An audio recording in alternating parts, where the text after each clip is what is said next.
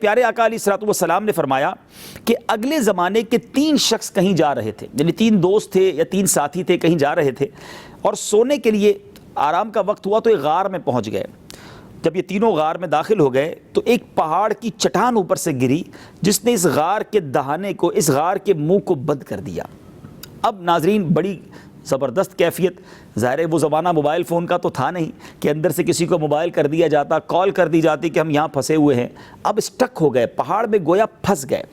میں حدیث پاک کا مضمون بیان کر رہا ہوں۔ تو اب جب دیکھا کہ نجات کی کوئی صورت نہیں ہے تو اب آپس میں مشورہ یہ کیا کہ ایسا کرتے ہیں کہ جو کچھ کسی نے اگر نیک کام کیا ہے زندگی میں تو اس کا وسیلہ اللہ کی بارگاہ میں پیش کرو تو اور دعا کرو، شاید اللہ اس نیک کام کے وسیلے کی برکت سے اس پہاڑ میں جو ہم پھنس گئے ہیں اس چٹان کو ہٹا دے اور ہم باہر نکل جائیں۔ بڑی خوبصورت بات ہے۔ واقعہ کون سنا رہا ہے؟ نبی پاک علیہ الصلوۃ والسلام۔ واقعہ کس کتاب میں موجود ہے؟ بخاری شریف میں۔ تو گویا دعا کے لیے وسیلہ تلاش کرنا، اب جب نیک اعمال کا وسیلہ تلاش کیا جا سکتا ہے تو بزرگوں کا وسیلہ، جو نیک اعمال کرنے والے ہیں ان کا بھی کہا جا سکتا ہے، ان کے بھی وسیلے سے دعا کی جا سکتی ہے۔ تو امید ہے یہ کانسیپٹ بھی کلیئر ہو گیا ہوگا۔ تو اب کیا کیا؟ ایک شخص نے اللہ کی بارگاہ میں دعا کی کہ اے اللہ، میرے والدین بہت بوڑھے تھے، جب میں جنگل سے بکریاں چرا کر لاتا تو دودھ دو کر سب سے پہلے اپنے والدین کو پلاتا، اس سے پہلے اپنے بال بچوں کو بھی نہیں پلاتا تھا، نہ لونڈی اور غلام کو دیتا تھا، اپنے سرونٹس کو بھی نہیں دیتا تھا، اپنے چلڈرنز کو بھی، اپنے بچوں کو بھی نہیں دیتا تھا۔ ایک دن جنگل میں دور چلا گیا، رات میں جانوروں کو لے کر ایسے وقت میں آیا کہ والدین آرام کرنے لگے۔ یا اللہ، میں دودھ لے کر ان کے پاس پہنچا تو وہ سوئے ہوئے تھے، بچے بھوکے تھے، مگر میں نے والدین سے پہلے بچوں کو پلانا پسند نہ کیا اور یہ بھی پسند نہ کیا کہ والدین کو سوتے سے جگا دوں۔ تو دودھ کا پیالہ ہاتھ میں لے کر میں ان کے جاگنے کے انتظار میں رہا۔ صبح ہو گئی اور جب والدین جاگے تو میں نے ان کو دودھ پلایا۔ جب انہوں نے دودھ پی لیا تو اس کے بعد میں نے اپنے بچوں کو اور اپنے گھر والوں کو دودھ دیا۔ اے اللہ عز و جل، اگر میں نے یہ کام تیری خوشنودی کے لیے کیا ہے تو اس چٹان کو ہٹا دے۔ اس شخص کا یہ دعا کرنا تھا کہ ناظرین وہ چٹان تھوڑی سی ہٹ گئی، مگر اتنی نہ ہٹی کہ جس سے یہ تینوں باہر نکل سکیں۔ اب دوسرے شخص نے دعا کی اور کیا کمال کا اس نے کام کیا تھا جو وسیلہ پیش کیا کہ اے اللہ، میرے چچا کی ایک لڑکی تھی جس کو میں بہت محبوب رکھتا تھا، میں نے اس کے ساتھ برے کام کا ارادہ کیا مگر اس نے انکار کیا۔ ایک وقت وہ تکلیف میں آئی، قحط میں تھی، مصیبت میں تھی، اب اس نے میرے پاس وہ جب رقم مانگنے آئی تو میں نے اسے 120 اشرفیہ دیں مگر اس کے بدلے اسے برے کام کے لیے راضی کیا۔ وہ راضی ہو گئی مگر جب میں نے اس پر قابو پا لیا تو وہ اللہ کا خوف رکھتی تھی، تیرا خوف رکھتی تھی مالک۔ اس لڑکی نے مجھے کہا کہ اللہ سے ڈر۔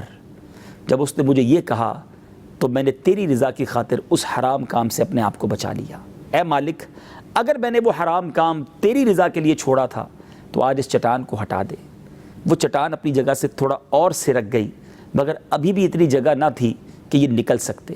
اب تیسرے بندے کی باری تھی، اس نے ہاتھ اٹھائے اور اللہ کی بارگاہ میں دعا کی کہ اے اللہ، میں نے چند لوگوں کو مزدوری پر رکھا، سب کو مزدوریاں دے دیں۔ ایک شخص جو تھا اپنی مزدوری چھوڑ کر چلا گیا، اس کی مزدوری کو میں نے کاروبار میں لگا دیا، تجارت میں لگا دیا، مال اس کا بڑھتا رہا، بہت سارا بڑھ گیا، بڑا مال ہو گیا، اس کے میں نے بہت سارے جانور خرید لیے۔ کچھ سالوں کے بعد وہ شخص آیا اور اس نے کہا کہ میں اپنی مزدوری بھول گیا تھا، میری مزدوری دے دو۔ تو میں نے کہا کہ یہ جو کچھ اونٹ، گائیں، بیل، بکریاں تم دیکھ رہے ہو یہ سب تمہاری ہیں۔ اس نے کہا کیوں مذاق کر رہے ہو؟ اس نے کہا جی ہاں، تمہارے جو پیسے تھے وہ میں نے تجارت میں لگائے اور اس تجارت سے مجھے اتنی برکت ہوئی ہے، یہ سب تمہارا ہے۔ وہ شخص خوشی خوشی وہ سامان لے کر چلا گیا۔ اے میرے مالک، اگر میں نے یہ سب کچھ تیری رضا کے لیے کیا تھا تو اس چٹان کو ہٹا دے تاکہ ہم اس مصیبت سے جان چھڑا سکیں۔ وہ چٹان ناظرین اور سرک گئی اور یہ تینوں اشخاص جو تھے، یہ تینوں جو لوگ تھے، یہ اس چٹان سے باہر چلے گئے۔ یہ واقعہ بخاری شریف میں، اور نبی پاک علیہ الصلوۃ والسلام نے صحابہ کو سنایا۔ والدین کا ادب یہ اللہ کی بارگاہ میں کتنا مقبول ہے۔ پھر اسی طرح جو دوسرے بندے نے دعا کی کہ حرام کام کرنے کا موقع ملا مگر حرام کاری، بدکاری سے اس نے اپنے آپ کو بچایا، اپنے آپ کو رب کی نافرمانی سے روکا، اللہ نے اس کی اس دعا کو قبول کیا، اس کے اس عمل کو قبول کیا۔ مگر آج حال یہ ہے کہ لوگ حرام کام کرنے کے راستے اور بہانے ڈھونڈتے ہیں، لیکن نہیں ناظرین، ہم اللہ کے بندے ہیں، اگر موقع مل بھی جائے کسی برے کام کا مگر اللہ تو دیکھ رہا ہے نا۔ کاش یہ دل میں خیال گھر کر جائے کہ اللہ دیکھ رہا ہے۔ ناظرین، ہم اس واقعے کے بارے میں سن رہے تھے جو بخاری شریف میں ہے۔ تیسرا وہ شخص جس نے دعا کی، اور وہ کیا شاندار اس نے کام کیا کہ ایک مزدور کی مزدوری کو امانت کے طور پہ رکھا، اور جب وہ شخص آیا واپس تو اسے لوٹایا بھی اور بہت کچھ بڑھا کے دیا۔ آج تو حال یہ ہے کہ بندہ کہتا ہے اگر وہ بھول گیا تو چلو اب میرا ہو گیا نا۔ کسی کا مال ہڑپ کرنے کے لیے لوگ تیار رہتے ہیں، آج کسی کے پیسے دبا لیتے ہیں، زمین پر قبضہ کر لیتے ہیں اور کہتے ہیں ہمارا کوئی نہیں بگاڑ سکتا۔ ٹھیک ہے، آج آپ کا کوئی نہیں بگاڑ سکتا، مگر ایک دن ہوگا جب مظلوم کا ہاتھ ہوگا اور ظالم کا گریبان ہوگا، اس دن چھٹکارا نہیں ملے گا۔ اللہ کی بارگاہ میں پھر نیکیاں دینی پڑ جائیں گی، اگر نیکیاں نہ ہوئی تو مظلوم کے گناہ لینے پڑ جائیں گے، اور ایسی روایتیں موجود ہیں کہ بندہ قیامت کے دن نیکیاں لے کر آئے گا لیکن ساتھ دل توڑ کر آیا ہوگا، گالی دے کر آیا ہوگا، ظلم کر کر آیا ہوگا، مال دبا کر آیا ہوگا، اور اب ان تمام مظلوموں کو اس کی نیکیاں دی جائیں گی، نیکیاں ختم ہو جائیں گی مگر حق ادا نہیں ہوگا۔ تو پھر حکم ہوگا کہ اب مظلوموں کے گناہ اس کے سر پر ڈالے جائیں، اور یہ شخص حقوق العباد ادا نہ کرنے کی وجہ سے جہنم میں ڈالا جائے گا۔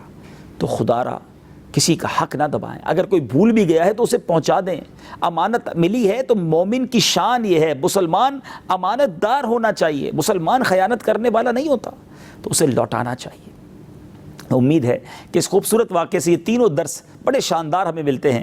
اللہ کرے ہم اسے یاد بھی رکھیں اور عمل کرنے کی بھی کوشش کریں۔